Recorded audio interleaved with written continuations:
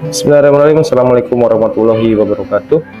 Di sini saya coba akan memaparkan tentang rencana aksi perubahan orientasi P3K nilai dan etika pemerintahan Kabupaten Cirebon tahun 2023 untuk memenuhi tugas 2 dalam kegiatan orientasi P3K Kabupaten Cirebon. Nama Angkosa Putra NIP 1993 0930 2022 21 1004. Unit kerja SDN 1 Tambelang, Kecamatan Karangsembung, Kabupaten Cirebon.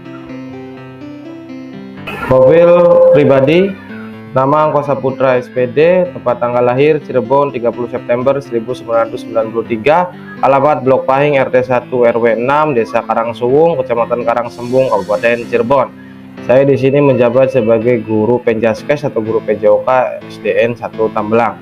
Adapun riwayat pendidikan, yang pertama 1999 sampai dengan 2005 saya lulusan SDN 3 Karangsuwung.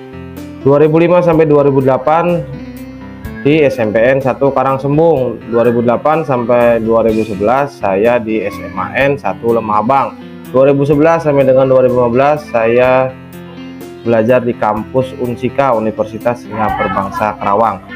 Riwayat pekerjaan, yang pertama 2015 sampai 2015 saya sebagai GTT SDN 1 Karangmangu. 2016 sampai 2022 saya sebagai GTT SDN 3 Karangsuwung. 2022 sampai dengan sekarang saya diberi kesempatan dan alhamdulillah menjabat sebagai P3K di SDN 1 Tambelang.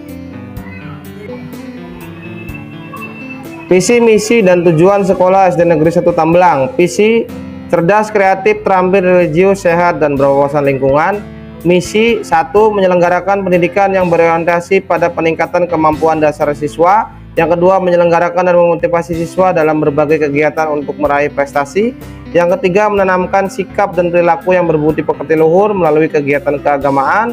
Yang keempat, memelihara dan menanamkan sikap hidup sehat baik di sekolah, di rumah, maupun dalam kehidupan bermasyarakat. Yang kelima, menciptakan dan menjalin kerjasama yang kondusif dan harmonis secara internal maupun eksternal. Yang keenam, peningkatan 3K, kebersihan diri, kebersihan kelas, dan kebersihan lingkungan. Dan 3S, senyum, sapa, dan salam.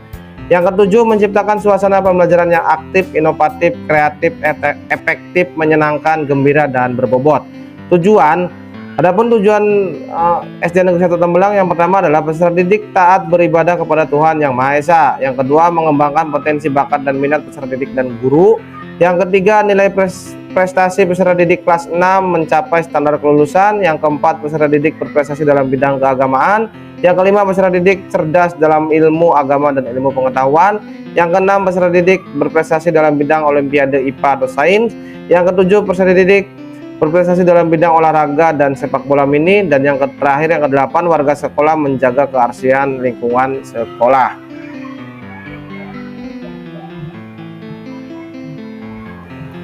Rencana kerja tahunan, unit kerja SDN 1 Tambelang, jabatan ahli pertama guru Penjaskes, masa kontrak 2022 sampai dengan 2027. Tujuan instansi dinas Kabupaten Cirebon, terwujudnya Kabupaten Cirebon berbudaya, sejahtera, agamis, maju, dan aman. Rencana hasil kerja pimpinan SDN 1 Tambelang adalah terlaksananya pokok manajerial, pengembangan kewirausahaan, dan supervisi kepada guru dan tenaga kependidikan. Latar belakang saya mengikuti kegiatan orientasi P3K adalah suatu kegiatan untuk memberikan informasi dan pengetahuan serta pengarahan yang berhubungan dengan situasi dan kondisi pendidikan di wilayah Kabupaten Cirebon, serta bimbingan untuk mempersiapkan tenaga pendidik yang handal dan profesional untuk mengenal peserta didik, mengetahui potensi peserta didik, minat dan bakat sesuai dengan tujuan harapan orang tua yang inginkan, masyarakat dan negara sesuai dengan peran dan fungsi secara profesional maupun dan proporsional. Adapun rencana kerja P3K tahun 2024 sampai dengan 2027: 1. Membuat video inovatif pembelajaran. 2. Melakukan pembuatan naskah karya yang sesuai dengan materi pembelajaran. 3. Melakukan pembelajaran aktif, inovatif, kreatif, dan menyenangkan. 4. Mengikuti kegiatan KKGO. 5. Membuat aksi nyata yang berikutnya. 6. Pengembangan literasi dan numerasi dalam kegiatan ANDK. Rencana kerja P3K di kegiatan pertama itu adalah membuat video inovatif pembelajaran. di tahap kegiatan ini yaitu ada tahap perencanaan atau planning. Yang pertama, di tahap planning ini yang pertama menentukan materi atau bahan ajar yang sesuai dengan pembelajaran. Yang kedua, mencari bahan dari berbagai sumber dari internet. Yang ketiga, menentukan aplikasi apa yang akan kita pakai untuk mengedit video pembelajaran. Biasanya saya menggunakan KineMaster, CapCut, Filmora, dan lain-lain. Setelah saya melakukan di tahap perencanaan, kemudian saya masuk di tahap pelaksanaan. Yang pertama, di tahap pelaksanaan yang pertama adalah mengedit materi pembelajaran menjadi sebuah video. Setelah saya membuat sebuah video, saya lalu mempersiapkan peralatan yang dibutuhkan seperti proyektor, komputer, dan lain-lain. Setelah saya persiapkan, saya edit video, saya persiapkan di nomor 3 itu ada. Setelah itu saya menunjukkan video kepada siswa dalam pembelajaran. Contoh halnya saya mengedit video tentang bola basket. Jadi saya edit video tersebut lalu saya paparkan. Setelah saya paparkan, setelah saya menunjukkan hasil video saya, kemudian saya mendapatkan evaluasi. Di tahap ini ada evaluasi, yaitu evaluasi ini adalah untuk mengamati tingkat keberhasilan media video dalam kemajuan belajar siswa.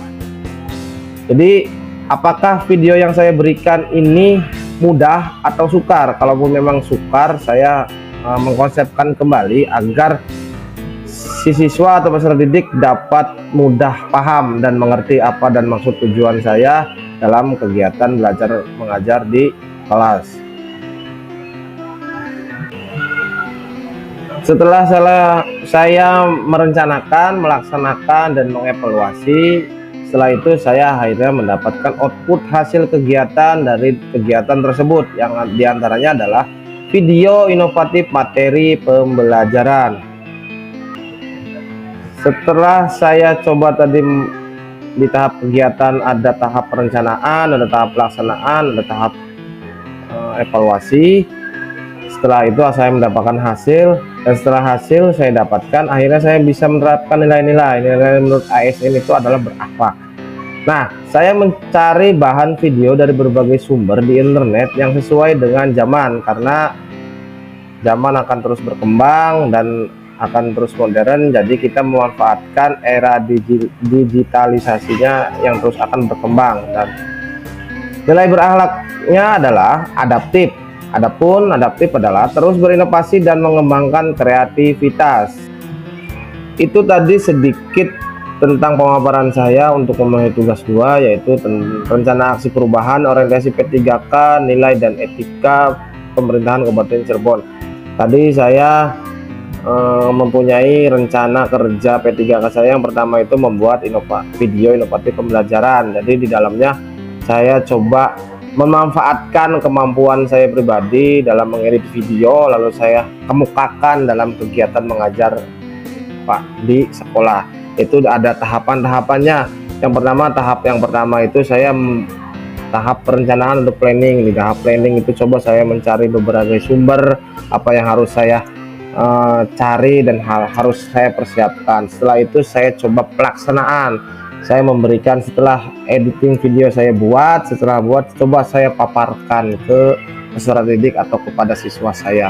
Setelah dipaparkan, kemudian saya mendapatkan evaluasi apakah si video tersebut atau hasil dari pembelajaran tersebut apakah mudah, apakah sukar. Setelah saya mendapatkan evaluasi, akhirnya saya mendapatkan output dari si anak tersebut. Jadi outputnya adalah video inovatif pembelajaran. Setelah dibuat mendapatkan hasil, lalu saya mendapatkan nilai-nilai penerapannya, yaitu nilai penerapannya menurut ASN itu adalah adaptif. Jadi karena zaman akan terus berubah, akan terus berkembang, saya memanfaatkan digitalisasi saya terus diasah untuk mempermudah apa yang saya harapkan, seperti itu. Sebelum saya menutup ini, coba saya akan berikan kesimpulannya. Demikian laporan orientasi pengelolaan nilai dan etika instansi pemerintahan bagi P3K di wilayah Kabupaten Cirebon ini. Kami buat agar bisa meningkatkan koordinasi dan kerjasama di instansi masing-masing agar tercapai secara optimal. Banyak pelajaran dan arahan serta motivasi yang kami dapatkan setelah mengikuti kegiatan orientasi. Semoga pembelajaran yang kami dapat menjadi penyemangat saat kami melaksanakan tugas di instansi kami. Sebelum saya tutup, coba saya sedikit pantun dulu. Pergi ke pasar di akhir pekan, membeli pakaian tanpa motif. Kami semua para ASN harus bisa saling berkolaboratif. Demikian pemaparan dari saya akhiri. Wabillahi taufiq wal hidayah. Wassalamualaikum warahmatullahi wabarakatuh. Terima kasih.